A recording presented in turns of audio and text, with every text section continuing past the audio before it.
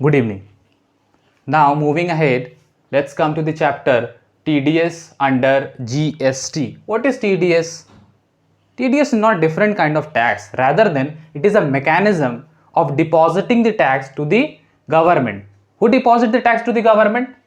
The recipient of the service or goods before making payment to the supplier of goods or services. होता क्या है, TDS का mechanism जैसे income tax में काम करता है उस तरह से जीएसटी में भी काम करता है, बट इसका जीएसटी में थोड़ा लिमिटेड स्कोप है.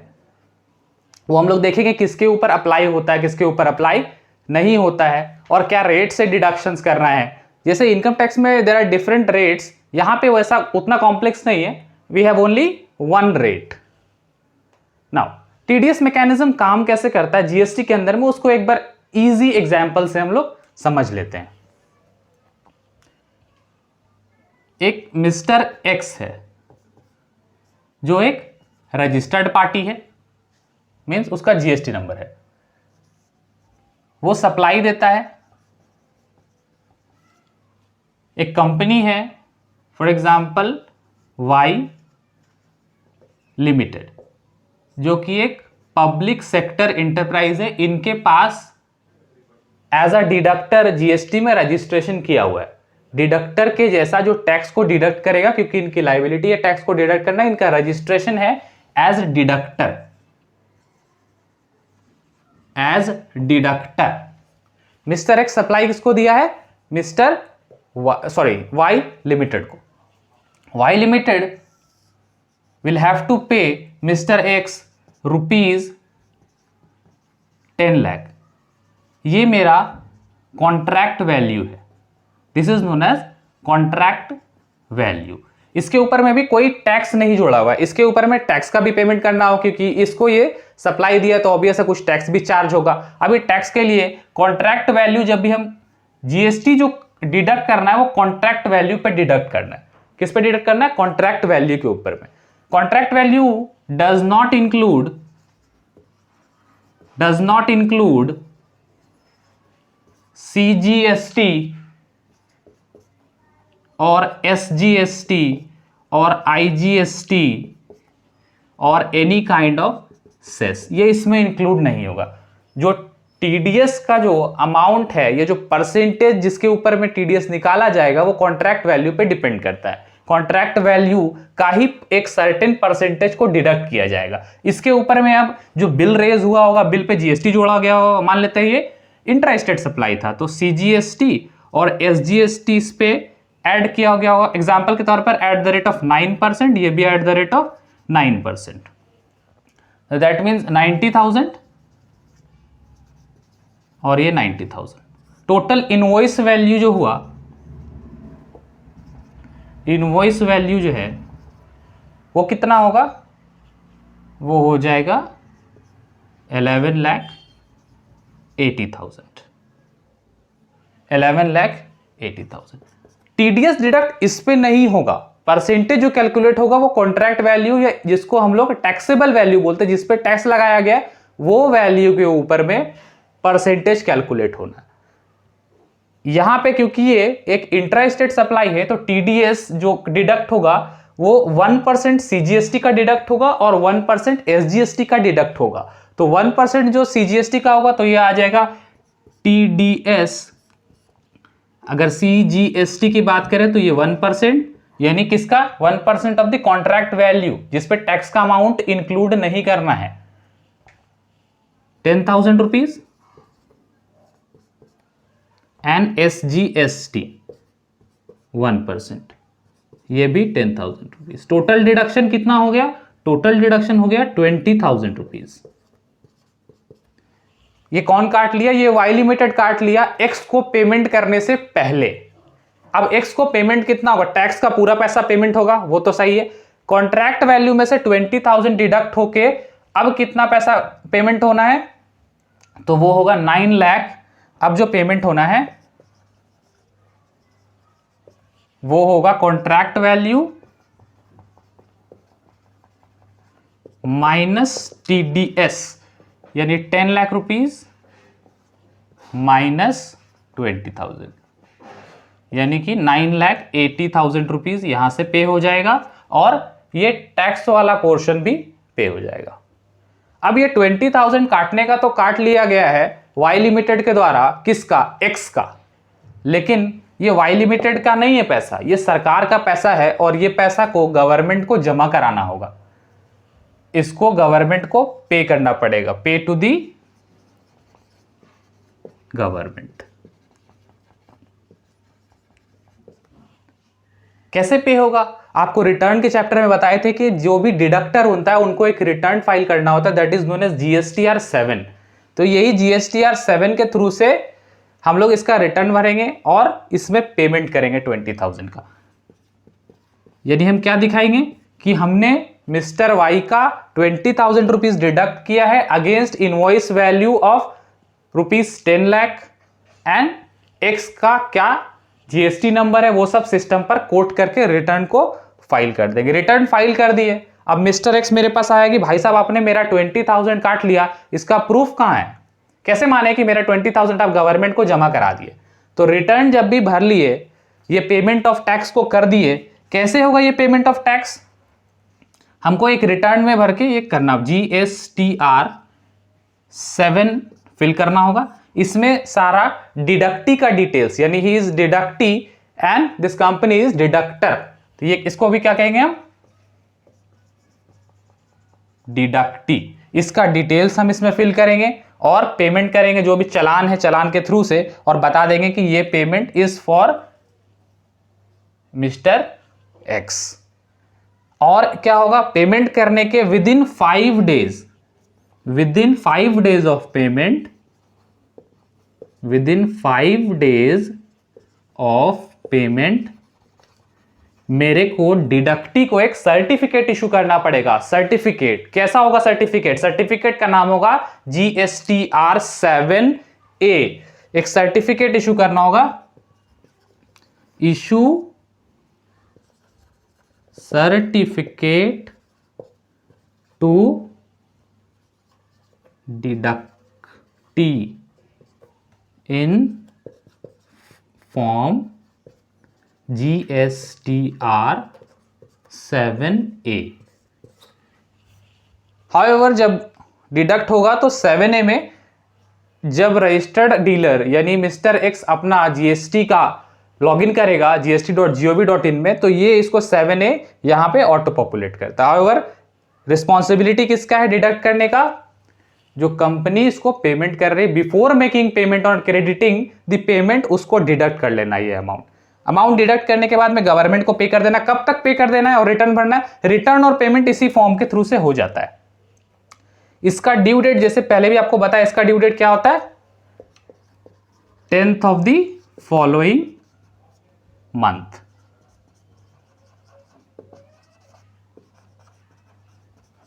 यानी अगर हम ये मान लो ये जो ट्रांजैक्शन हुआ था, ये ट्रांजैक्शन हुआ था अपना दिसंबर 2019 में, तो इसका डिटेल्स कब तक डालना होगा? इसका डिटेल्स हमको डालना होगा 10th ऑफ, यानी डिटेल्स डालने का मतलब क्या है? डिटेल्स डालने का मतलब है GSTR 7 फाइल करना। 10th ऑफ जनवरी 2020 तक हमको ये GSTR 7 फाइल कर देना होगा और 15th तक GSTR 7A इशू कर देना होगा within 5 days from the date of making payment. Payment कब हो गया? 10 से पहले हो गया। अब मान लो एग्जाम 10 को ही हम ये फाइलिंग किए, GSTR 7 कब हम फाइल किए? लास्ट डेट को 10th ऑफ जैन को ही हम फाइल किए, तो 15th जैन तक 2020 तक मेरे को GSTR 7A डिडक्टी को इशू कर देना होगा, अदरवाइज पेनाल्टी प्रोविजन एप्लीकेबल हो जाना है। ठीक है, तो ये एक सिंपल मैकेनिज्म है कैसे काम करता है टीडीएस का प्रोविजन। अब क्या टीडीएस सब लोगों को डिडक्ट करना है? तो नहीं, सबको डिडक्ट नहीं करना है। टीडीएस डिडक्ट करने का सबसे बेसिक क्राइटेरिया क्या है कि कॉन्ट्रैक्ट वैल्यू जो है, एक कॉन्ट्रैक्ट वैल्यू जिसकी बात हो रही, individual contract value shall exceed 2.5 lakh rupees. अगर उससे कम का कॉन्ट्रैक्ट वैल्यू है, इंडिविजुअल कॉन्ट्रैक्ट, एक कॉन्ट्रैक्ट, तो उस पर टीडीएस का लायबिलिटी नहीं आता है। चलिए अब इसको थोड़ा सा समझना पड़ेगा।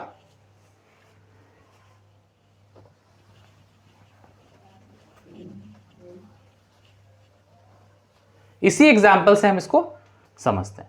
अभी तो मान लेते हैं मेरा कॉन्ट्रैक्ट वैल्यू 10 लाख है तो ऑब्वियस है, और ये एक कंपनी है जो डिडक्टर के तौर पे रजिस्टर्ड है और इसकी लाइबिलिटी है डिडक्ट करना, क्योंकि पब्लिक सेक्टर एंटरप्राइज है, तो ये यहां पे डिडक्ट हो गया। फॉर एग्जाम्पल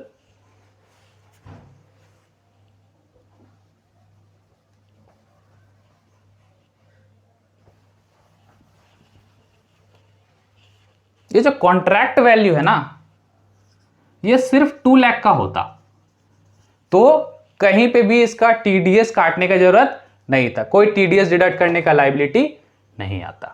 ये इंडिविजुअल एक कॉन्ट्रैक्ट की बात करते हैं। अच्छा मान लेते हैं मिस्टर एक्स वाई लिमिटेड का एक काम किया। मिस्टर एक्स कौन है? मिस्टर एक्स मान लेते हैं एक आर्किटेक्ट है जो वाई लिमिटेड को कुछ सर्विसेज देता है।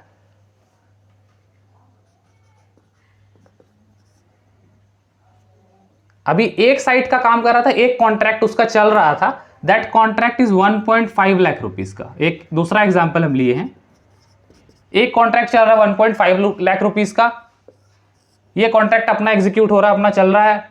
दूसरा कॉन्ट्रैक्ट एक और कर लिया मिस्टर एक्स वाई लिमिटेड के साथ, वो कितने कर लिया? वो फिर 1.5 लाख का कर लिया। तो क्या अब टीडीएस डिडक्ट करना होगा? Answer is no, because individual contract value is not exceeding 2.5 lakh. हाँ क्लब करके भले हो रहा है, एक पार्टी के साथ वो डील कर रहा है, उसका टोटल वैल्यू आ रहा है, बट हमको इंडिविजुअल कॉन्ट्रैक्ट को देखना है। हाउएवर अगर इसमें से एक कॉन्ट्रैक्ट, ये अगला कॉन्ट्रैक्ट जो हो रहा है ये 4 लाख का हो जाएगा, तो इस पर टीडीएस का डिडक्ट करना जरूरी होगा, इस पे जरूरी नहीं होगा। ठीक है, individual contract value shall exceed 2.5 lakh.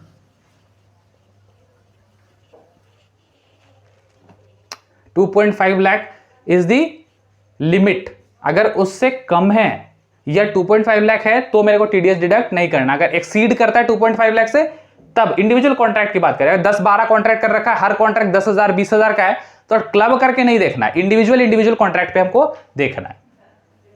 ठीक है, चलिए ये तो बात हो गया। अच्छा एक एग्जांपल और लेते हैं, इससे थोड़ा और क्लैरिटी आ जाएगा। Contract value is 5 lakh. अभी हम क्या करते हैं, अभी उसको हम 2 लाख रुपीज एडवांस दे दिए, और जब कॉन्ट्रैक्ट धीरे धीरे आगे चलेगा, जैसे जैसे सप्लाई आगे आएगा, तो हम उसको और पेमेंट करते जाएंगे। क्या अब इस पे डिडक्ट करना होगा, क्योंकि इसका वैल्यू तो 2.5 लाख से कम है?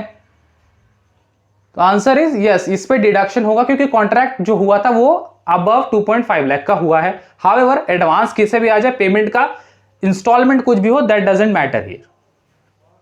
ठीक है, तो ये एक अलग एग्जांपल था। हमेशा याद रखेंगे कॉन्ट्रैक्ट वैल्यू जब भी जिस पे डिडक्शन करना है, तो ये टैक्स वाला पोर्शन उस पे इंक्लूड नहीं करना है, जो जिसको हम लोग ऐसे बोलते हैं टैक्सेबल वैल्यू, उसके ऊपर में ही अमाउंट कैलकुलेट होगा टीडीएस का। I hope this is clear now. क्या सब लोगों को टीडीएस काटना? ये तो समझ में आ गया कि सारे कॉन्ट्रैक्ट पे, सारे इनवॉइसेस पे टीडीएस नहीं कटना। किस पे कटना? जिसका individual contract value is exceeding 2.5 lakh for goods और सर्विसेज और बोथ। अब बात आता है कि क्या सारे लोगों को टीडीएस काटना पड़ता है? तो आंसर इज नो, सारे लोगों को टीडीएस नहीं काटना पड़ता। कुछ लोगों को गवर्नमेंट स्पेसिफाई किया है, नोटिफाई किया है कि हाँ, अगर ये, हम बात नहीं कर रहे रिसिपिएंट की, हम बात कर रहे हैं रिसिपिएंट की, डिडक्टर का बात नहीं कर रहे। रिसिपिएंट का कैटेगरी इसमें देखना है हमको कि रिसिपिएंट किस कैटेगरी का, क्योंकि डिडक्शन तो रिसिपिएंट को ही करना है, तो रिसिपिएंट किस कैटेगरी का वो हम लोग चेक करेंगे यहां पे। तो किस किस को टीडीएस डिडक्ट करने का लाइबिलिटी है उसको हम लोग एक बार समझ लेते हैं। सबसे पहला बात, कौन डिडक्ट करेगा? डिपार्टमेंट और एस्टैब्लिशमेंट ऑफ सेंट्रल गवर्नमेंट और स्टेट गवर्नमेंट। कोई भी डिपार्टमेंट है और establishment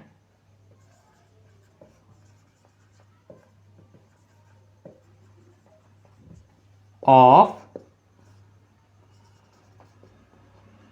central government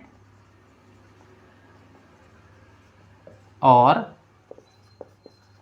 state government, इनको डिडक्ट करना है। लोकल अथॉरिटी,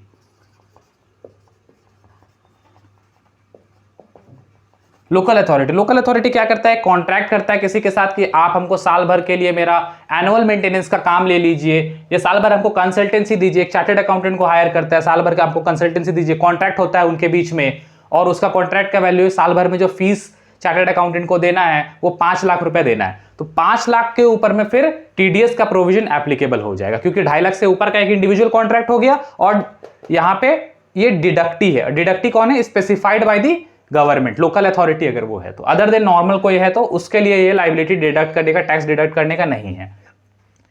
तो पहला नोटिफाइड पर्सन कौन है, डिपार्टमेंट और इस्टेब्लिशमेंट ऑफ सेंट्रल गवर्नमेंट और स्टेट गवर्नमेंट। सेकंड कौन है, लोकल अथॉरिटी। थर्ड कौन है, कोई गवर्नमेंटल एजेंसी, गवर्नमेंटल एजेंसी है कोई अगर, तो उनको भी टीडीएस डिडक्ट करना है, टीडीएस डिडक्ट करना है। इसके अलावा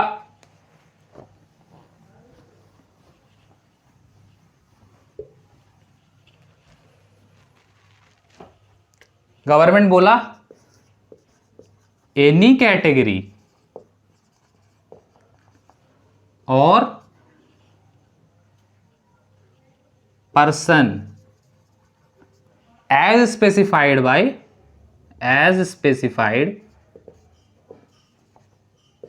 बाय गवर्नमेंट, जिसको बाद में गवर्नमेंट बोलते कि हाँ अब आपको करना है, तो उस केस में उनकी लायबिलिटी आ जाएगी। क्लियर है। अभी मान लेते ये 3 कैटेगरी स्पेसिफाई किया, फ्यूचर में कोई और कैटेगरी को स्पेसिफाई कर दे कि हाँ आपको भी टैक्स डिडक्ट करना है बिफोर मेकिंग एनी पेमेंट, तो उसको भी कवर किया जाएगा। हाँ, और इस चीज को अप्लाई किया गया, अप्लाई कब किया गया, अप्लाई किया गया 2018 में। कुछ सर्टेन कैटेगरी ऑफ पर्संस को और इसमें ऐड कर दिया गया, जैसे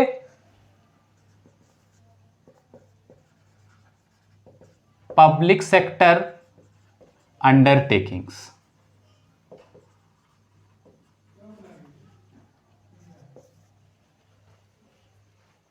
and societies established by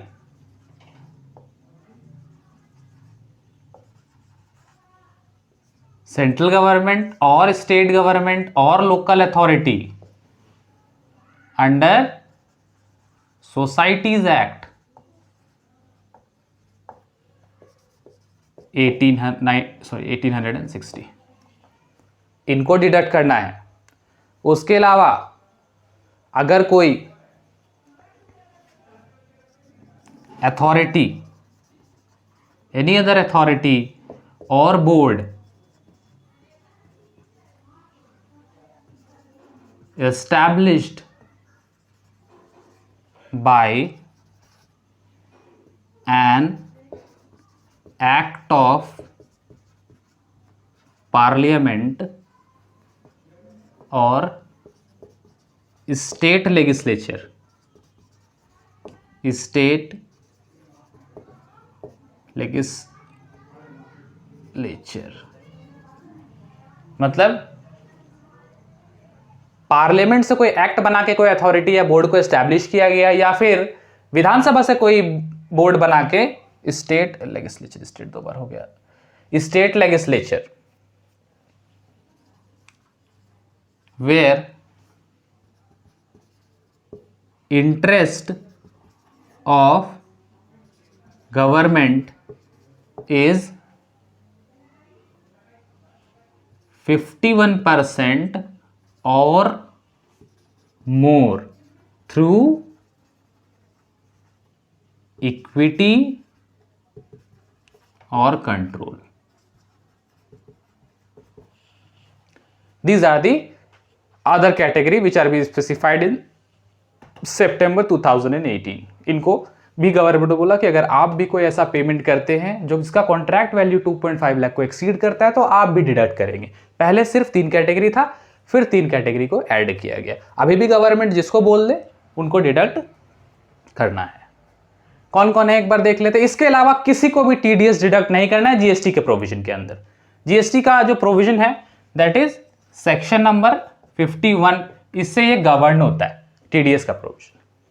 department और एस्टैब्लिशमेंट ऑफ सेंट्रल गवर्नमेंट और स्टेट गवर्नमेंट, कोई लोकल अथॉरिटी, कोई गवर्नमेंट का एजेंसी है या कोई अदर कैटेगरी जिसको गवर्नमेंट स्पेसिफाई करे, तो स्पेसिफाई किया सितंबर 2018 में, किनको किया, पब्लिक सेक्टर अंडरटेकिंग को, societies established by the central government, state government, local authorities under societies act 1860 और अथॉरिटीज और board established bye an act of parliament और state legislature where the interest of the government is 51% और more through equity और control.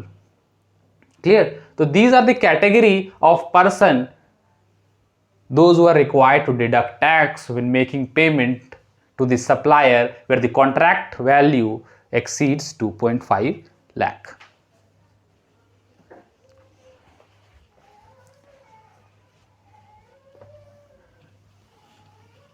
इसमें एक exemption है, एक exemption है, सिर्फ एक, उसको समझना होगा। यहां पे 3 चीजें हम लिखते हैं। सबसे पहले place of supplier, place of supply and place of recipient.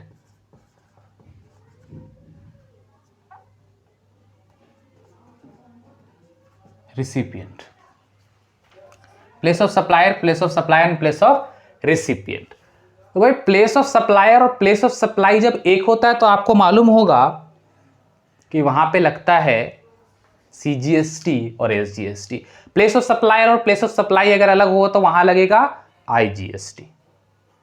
CGST और एसजीएसटी और यूटीजीएसटी डिपेंडिंग अपॉन कि वो यूनियन टेरिटरी में नहीं है। तो यूनियन टेरिटरी वाला केस में दो यूनियन टेरिटरीज में सीजीएसटी एसजीएसटी लगता है, पुडुचेरी और दिल्ली में। बाकी जगह पे आपका यूटीजीएसटी लगता है बाकी यूनियन टेरिटरीज में। प्लेस ऑफ सप्लायर और प्लेस ऑफ सप्लाई जब अलग अलग होंगे, फॉर एक एग्जांपल से एकदम तुरंत समझ में आ जाएगा। प्लेस ऑफ सप्लायर है झारखंड में, झारखंड में रजिस्टर्ड है, जो सप्लायर है is registered in Jharkhand. Place of supply कहां है? प्लेस ऑफ सप्लाई कहीं और है, बिहार में है।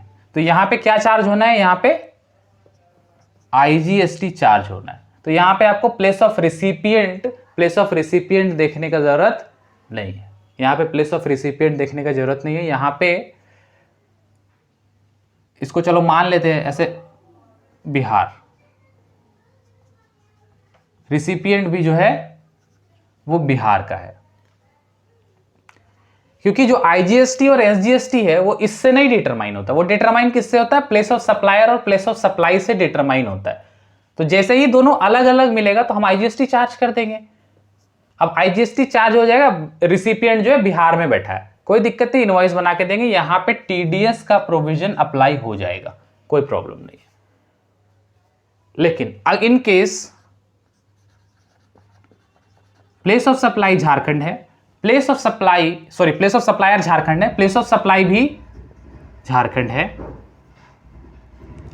प्लेस ऑफ रिसिपिएंट भी झारखंड है, तो इस केस में भी टीडीएस का प्रोविजन अप्लाई होगा। तीसरा case, place of supplier Jharkhand है, प्लेस ऑफ सप्लाई भी झारखंड है, but place of recipient Jharkhand नहीं है, यानी जिसको हम सर्विस दे रहे हैं उसका रजिस्ट्रेशन किसी और स्टेट में है। एग्जाम्पल के तौर पर उत्तर प्रदेश में है, तो यहां पे टीडीएस काटने का जरूरत नहीं है। ठीक है, तो आपको क्या देखना है कि अगर प्लेस ऑफ सप्लायर और प्लेस ऑफ सप्लाई दोनों अलग अलग है तो कोई दिक्कत नहीं, प्लेस ऑफ रिसिपिएंट कहीं का भी हो कोई प्रॉब्लम नहीं है, क्योंकि यहां आईजीएसटी चार्ज होना है, यहां पे सीजीएसटी एसजीएसटी चार्ज होना है, यहां पे भी सीजीएसटी एंड एसजीएसटी चार्ज होना है। अब आपको देखना पड़ेगा कि यहां पे क्योंकि सीजीएसटी एसजीएसटी चार्ज हो रहा है, तो अगर दूसरे स्टेट में रिसिपिएंट है तब तो उसको क्रेडिट मिलने से रहा, क्योंकि झारखंड में पेमेंट करेगा और यूपी में जाके क्रेडिट लेगा, ऐसा तो नहीं हो सकता, आईजीएसटी तो है नहीं, तो इसीलिए यहां पे टीडीएस का प्रोविजन है ही नहीं, तो उस केस में टीडीएस डिडक्ट नहीं करना। अब आप बोलेंगे कि ऐसा कब होगा, ऐसा होगा जब इमूवेबल प्रॉपर्टी का हम रिलेटेड कोई सप्लाई देते हैं, तो उस केस में प्लेस ऑफ सप्लाई जो डिटरमाइन होता है that is determined on the basis of location of that immovable property. Example के तौर पर यूपी का एक कंपनी है, यूपी की कंपनी है जो यूपी में ही रजिस्टर्ड है, यूपी की कंपनी है, यूपी में ही वो रजिस्टर्ड है। वो क्या करता है, झारखंड आता है कोई प्रोग्राम करने को और यहां पे होटल बुक करता है, होटल का फॉर एग्जांपल बहुत बैंक्वेट वगैरह ऐसा कुछ बुक करता है और उसका वैल्यू हो जाता है 5 लाख रुपीज, 5 लाख रुपीज उसको पेमेंट करना है, ठीक है यहां तक। तो जब ये आके यहां पे पेमेंट करेगा तो प्लेस ऑफ सप्लाई, क्योंकि वो इमूवेबल प्रॉपर्टी से रिलेटेड सप्लाई है तो उसका प्लेस ऑफ सप्लाई हो जाएगा झारखंड, और होटल का जो मालिक है वो झारखंड में रजिस्टर्ड है, तो प्लेस ऑफ सप्लायर और प्लेस ऑफ सप्लाई एक होगा, क्योंकि प्लेस ऑफ सप्लाई बिहार नहीं होगा, सॉरी यूपी नहीं होगा, यूपी इसलिए नहीं होगा कि इमूवेबल प्रॉपर्टी से रिलेटेड है, तो जो सप्लाई है वो झारखंड में ही माना जाएगा, place of supply Jharkhand, place of supplier Jharkhand, place of supply Jharkhand, but जो रिसिपिएंट है वो तो यूपी में रजिस्टर्ड है, तो इस केस में इसका टीडीएस काटने की जरूरत नहीं, जो यहां पे रिसिपिएंट को टीडीएस काटने की जरूरत नहीं है। क्लियर, ठीक है। बाकी केस में जैसे ऊपर वाला केस में था, कोई सामान सप्लाई हुआ, फॉर एग्जांपल हम झारखंड से कोई सामान बिहार भेजे, बिहार के गवर्नमेंट को या किसी गवर्नमेंटल कंपनी को वहां पे जरूरत पड़ गया किसी सामान का, हम सप्लाई दिए, तो वहां पे आईजीएसटी हम चार्ज करेंगे, सिंपल उस पर टीडीएस। अब आईजीएसटी में टीडीएस चार्ज होता है तो डायरेक्टली 2% से होता है, यहाँ पे 1% वाला सीन नहीं है, यहाँ पे टीडीएस होगा तो यहाँ पे 1% एंड 1% होगा, यहाँ 2% होगा, यहाँ 1%, यहाँ पे टीडीएस डिडक्ट ही नहीं होना, यहाँ पे टीडीएस डिडक्ट ही नहीं होगा। इसलिए टीडीएस डिडक्ट नहीं होगा कि जब भी प्लेस ऑफ सप्लाई और प्लेस ऑफ सप्लाई सेम हो बट प्लेस ऑफ रिसिपिएंट अगर अलग हो जाता है तो उस केस में टीडीएस अप्लाई नहीं होता है, ठीक है। दिस वाज एग्जेम्पशन जहां पे टीडीएस आपको डिडक्ट नहीं करना है, इस चीज को बड़ा ध्यान से समझना पड़ेगा आपको।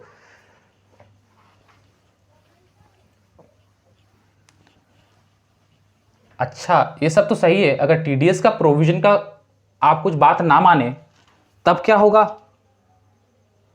तब ऐसा होगा कि आपके ऊपर लगाया जाएगा फाइन और पेनाल्टी। फाइन और पेनाल्टी किस किस चीज में लगाया जाता है, फाइन और पेनाल्टी किस किस चीज में लगाया जा सकता है। हमने टीडीएस काटना था, हमने टीडीएस काटा ही नहीं, तो गवर्नमेंट आपके ऊपर इंटरेस्ट लगाएगा कि हाँ इतना अमाउंट आपको काटना था, इतना आपने डिडक्ट नहीं किया, तो इसके ऊपर स्पेसिफाइड रेट से इंटरेस्ट लगा देगा, और उसके बाद अगर आप उसके बाद भी पेमेंट नहीं करेंगे तो फिर गवर्नमेंट अपने हिसाब से उसका कैलकुलेशन करके आपको नोटिस वगैरह भेजेगा। देन टीडीएस हमने काट लिया बट जमा नहीं कराया, जमा नहीं कराया मतलब कि GSTR 7 सबमिट ही नहीं किए, तो जितना दिन का डिले करेंगे ना पर डे ₹100 का आपको लेट फीस लगेगा, साथ साथ में जो पैसा आपने काटा है और जमा नहीं हुआ उसका इंटरेस्ट भी लगेगा, तो per day ₹100 but not exceed ₹5,000। Interest के लिए ऐसा कुछ नहीं है, इंटरेस्ट जो रेट से लगना है वो लगेगा, बट लेट फीस वाला कंसेप्ट ₹100 पर डे। अच्छा, आपने सर्टिफिकेट इशू करना था, सर्टिफिकेट इशू नहीं किया, यानी GSTR 7A देना था with in 5 days of depositing the tax, नहीं दिए तो भी यही उसका अपना ₹100 पर डे आपको लेट फीस पेमेंट करना होगा।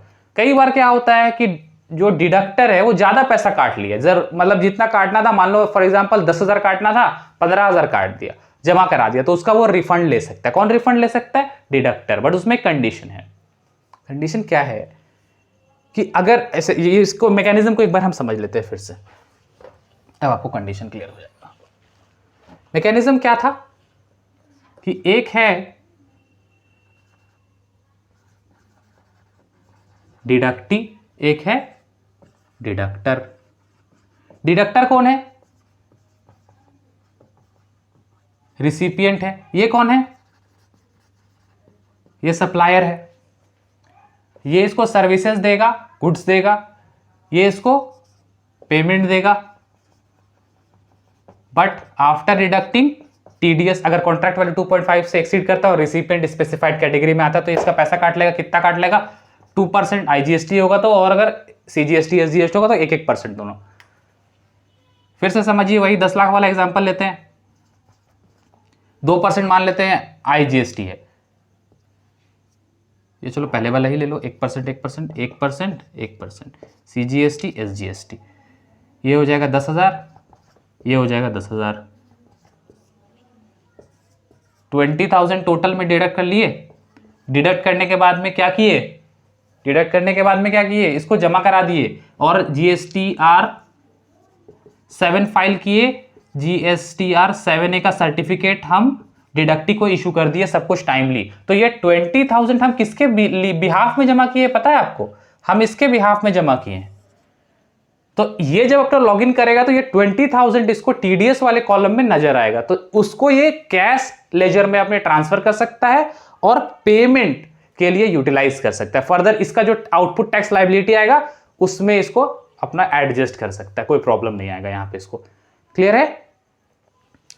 ये 20,000 एक्चुअल में हम इसके बिहाफ में काटे थे ना, GST में TDS का मैकेनिज्म होता क्यों है, ये एक पता है, ये एक ट्रेल मैकेनिज्म है जिससे ट्रांजैक्शंस को ट्रेल किया जाता है, जिससे टैक्स का इवेजन ना हो पाए, ट्रांजैक्शन को कोई हाइड ना कर सके, इसलिए ये 1% काट। अब जैसे 1% कटा ना, तो इससे ये पता चल गया कि 10 लाख रुपीस का इसको पेमेंट होना था, यानी कि ये सप्लाई दिया है, तो ये हाइड नहीं कर पाएगा इस ट्रांजैक्शन को।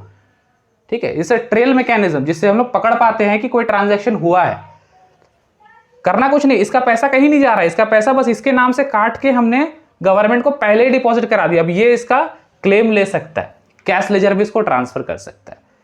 अच्छा, काटना था 10,000 बट काट लिया है 20,000 गलती से, उसको पता नहीं था अकाउंटेंट को, 2% के रेट से काट लिया, जमा भी हो गया। तो अगर ये 20,000 की जगह 40,000 कट गया है और ये डिडक्टी इसको क्लेम कर लिया, 40,000 को अपने लेजर में एडजस्ट कर लिया, तब तो इसको रिफंड नहीं मिलेगा डिडक्टर को। इन केस नहीं हुआ एडजस्ट, बचा हुआ है और गलत कट गया, तो इसका रिफंड का प्रोविजन है सेक्शन 54 में। जैसे रिफंड के लिए फॉर्म RFD वगैरह भरते हैं, उस तरह से आप रिफंड इसका ले सकते हैं। This is all about, in a nutshell, this is all about mechanism of TDS under GST. Thank you.